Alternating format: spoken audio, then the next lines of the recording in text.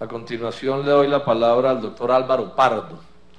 El doctor Pardo es economista del externado, es especialista en derecho minero energético, es director de Colombia.medio y yo diría que es de las personas que más sabe de asuntos mineros en Colombia y además con una posición valerosa y patriótica frente a este tema. Doctor Pardo, tiene usted la palabra. Doctor Robledo, mil gracias por sus palabras, buenas tardes a todos, muchas gracias por la oportunidad de dirigirme brevemente sobre este tema. Creo que son sobradas las razones por las cuales buena parte de los colombianos no estamos de acuerdo en que Pacífico y Rubiales continúe operando este campo. Creo que en buena hora Ecopetrol tomó la decisión luego de varios meses de análisis. Eso no fue una decisión de última hora del doctor Javier Gutiérrez, sino Ecopetrol venía analizando las condiciones geológicas, técnicas, infraestructura, etcétera, y sobre esa base Ecopetrol decide no revertir el contrato y tomarlo a partir de la finalización del mismo con Pacífico y Rubiales. Yo esperaría que esos mismos análisis que tiene Ecopetrol lo llevara a pensar que también Ecopetrol puede hacerse cargo de la operación y no necesite contratar a una empresa tercera para que extraiga el crudo de Caño Limón, de Rubiales, perdón. Decía, existen sobradas razones para pensar que Rubiales no puede continuar allí, no solamente por lo que es la empresa misma. Una empresa de capital canadiense, todos sabemos, en minería especialmente, hace mucha presencia empresas canadienses, que son empresas que no tienen mucha experiencia en el sector en el que trabajan, tienen los recursos, la mayoría son empresas especuladoras que se nutren con fondos en Canadá, en la Bolsa de Toronto, y que llegan a ver qué encuentran en América Latina para explorar campos, pero normalmente esas compañías les ha ido un poco regular porque no tienen toda la experiencia ni toda la solidez para hacerse cargo de estos campos. A Pacific le ha ido muy mal en los últimos tiempos, no solamente no aparece en el ranking de las grandes empresas, sino que además ya desapareció en Colombia como un marcador de la Bolsa de Valores. El año pasado le fue muy mal en sus asociaciones en Perú. Tengo aquí el balance de la empresa Alfa con la cual se asoció para ingresar a México y dice la misma empresa Alfa de México que el año pasado tuvo 450 millones de dólares en pérdidas como consecuencia de la pérdida de evaluación de las acciones de Pacífico y Rubiales. Es decir, la caída de Pacífico y Rubiales está llevando a que otras empresas peruanas o mexicanas también estén cayendo, de manera que uno no podría confiar la sostenibilidad energética del país en empresas especuladoras y empresas que no tienen hoy capacidad económica para hacer frente a estos proyectos. Pero yo quiero rápidamente ir un poquito más allá y es el tema de la implicación que esta decisión tiene en la situación macroeconómica del país y la situación de Ecopetrol. Con la caída de los precios de petróleo y carbón se desnudó completamente el modelo de reprimarización de la economía.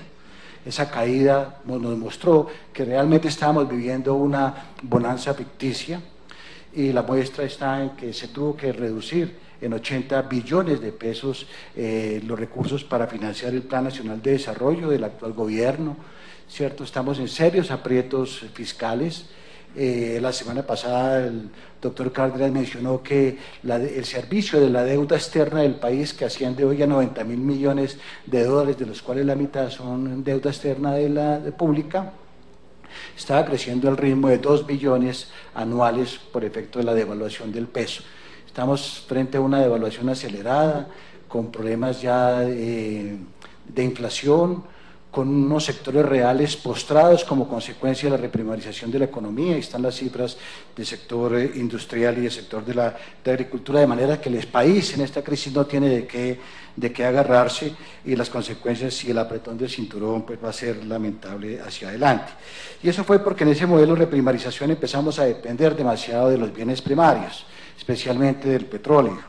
Entonces tenemos esta situación fiscal precaria, pero también tenemos un tema en la parte externa gravísima y es la déficit gigantesco que ya hay en nuestra balanza comercial. Siguen las importaciones superando de lejos a las exportaciones y por otro lado tenemos casi que una salida masiva de capitales ya casi de 12.000 millones de dólares a septiembre del año pasado. Son capitales que llegaron al país, que ahora están saliendo juntos con sus utilidades y nos están abriendo un hueco gigantesco en la cuenta corriente de la balanza de pagos. Entonces, cualquier decisión que tenga que tomar el país en materia de petróleo tenía que tener en consideración esos dos temas: el impacto de la industria del petróleo en los recursos fiscales de la nación y en la balanza externa del país. Y por otro lado está el tema de Ecopetrol. Ecopetrol, siguiendo el mismo ejemplo de Brasil, de Venezuela y de México, la empresa estatal más importante del país fue tomada como la caja menor de los gobiernos. De ahí las crisis que tengan esas compañías en esos países. En Colombia no lo fue menos. Ecopetrol fue prácticamente la caja menor del gobierno nacional en los últimos años, y la implicación directa de esto es una reducción muy significativa en los gastos en exploración. Y en petróleos, si no hay exploración, simplemente no hay reservas, no hay petróleo hacia futuro. Y el país está abocado a una pérdida de su autosostenibilidad a la vuelta de 6.5 años. Es decir, el crudo que hoy tenemos en reservas, 2.400 millones de barriles, al actual ritmo de crecimiento, implicaría que en 6.5 años nos vamos a comer estas reservas. Y si no encontramos más, y si no hay inversión en exploración, simplemente el gobierno se va, o el país se va a ver sumergido en una crisis cambiaria a la vuelta de 6 años. Entonces, en ese contexto, miremos ahora sí Pacífico Rubiales. Obviamente, repito, enhorabuena la decisión de Ecopetrol, y aquí hago una aclaración: fue una decisión de Javier Gutiérrez, y no, como informaron hoy algunos medios de comunicación, que habría sido la primera decisión muy importante de Juan Carlos Echeverry.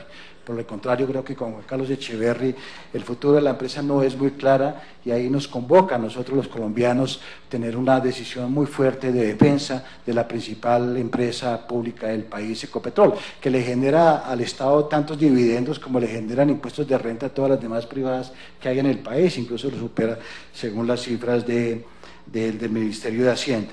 Entonces, con respecto a Ecopetrol, lo que nos convoca es la defensa de esta compañía, porque obviamente, si es una caja menor y el país sigue con problemas fiscales, pues obviamente el gobierno nacional y la tríada neoliberal que hoy acompaña al gobierno nacional desde el Ministerio de Hacienda, el Ministerio de Minas y la presidencia de Ecopetrol, pues obviamente su salida más fácil es echarle de mano a Ecopetrol y salir a vender el 80-90% que le queda.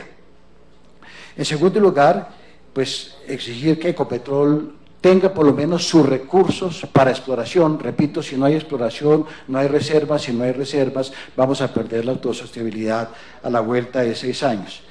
En tercer lugar, está el tema de una agenda más amplia para Ecopetrol. Yo creo que ya tomada la decisión sobre Pacífico Rubiales, los colombianos tenemos que mirar a Ecopetrol un poco más allá. Las verdaderas reservas de petróleo de este país están en los campos maduros. Y yo creo que ahí es donde Ecopetrol tendría que enfocarse inmediatamente, tome la operación de Pacífico Rubiales, empezar a trabajar en campos maduros, que ahí quedan reservas importantes para la nación, con el objeto de postergar un poco más la pérdida de la sostenibilidad energética del país. Y por último, pues quisiera hablar un poco sobre Pacífico Rubiales. Simplemente concluir que esta compañía no es garantía para los colombianos, muchísimo menos garantía de la sostenibilidad energética. Sus problemas en Colombia y en otros países lo dejan ver.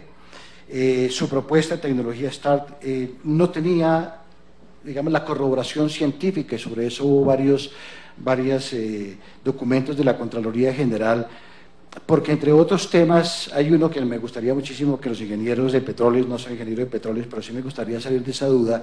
En esos campos donde se hacen estos temas de una implosión interna, se fractura la roca, hay una recuperación más grande de crudo, pero el crudo remanente, que puede ser incluso del 80%, el que queda en el yacimiento, se fosiliza con la combustión, y ese crudo nunca va a salir de ahí.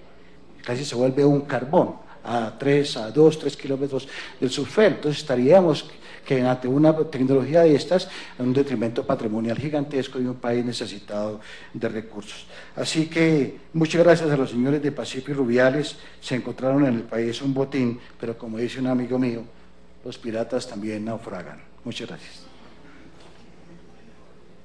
Muchas gracias, doctor Álvaro Pardo. Muchas gracias.